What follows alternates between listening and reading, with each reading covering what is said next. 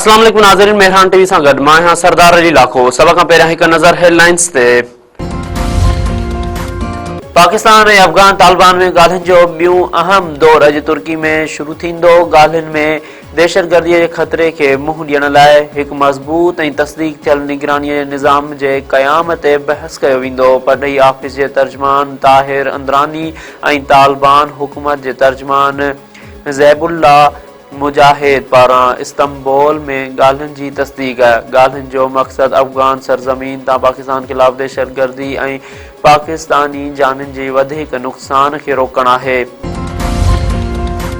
वज़ीर आज़म शहबाज शरीफ़ चयो आहे त पाकिस्तान इक़्तिसादी राहदारी मंसूबे जे ॿिएं मरहले में दाख़िल थी रहियो आहे। पाकिस्तान, ईरान ऐं तुर्किया रेलवे कॉरिडोर ते कमु करे रहिया आहिनि।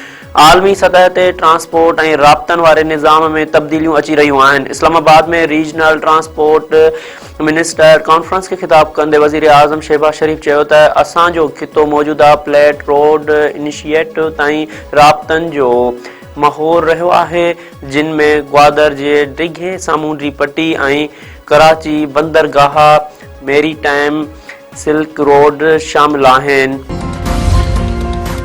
तहरीक लब्बैक पाकिस्तान ते पाबंदीअ लाइ वफ़ाक़ी हुकूमत पारां सुप्रीम कोर्ट में रेफरेंस दाख़िल न करण जो फ़ैसिलो। घरू वज़ारत जे ज़रियनि मुताबिक़ दहशतगर्दी एक्ट तहत पाबंदीअ लाइ सुप्रीम कोर्ट जो फ़ैसिलो घुर्बल नाहे हूंदो। TLP ते पाबंदी दहशतगर्दी एक्ट तहत लॻाई वई आहे, आर्टिकल 17 तहत न। दादू अदालत में उमिरि बाब चांडियो जे 3 गर्भातियुनि वारे केस जी ॿुधणी। इल्ज़ाम हेठि आयल सरदार ॿाहिरि अदालत पहुची विया। सिक्योरिटी इंतज़ाम सख़्त।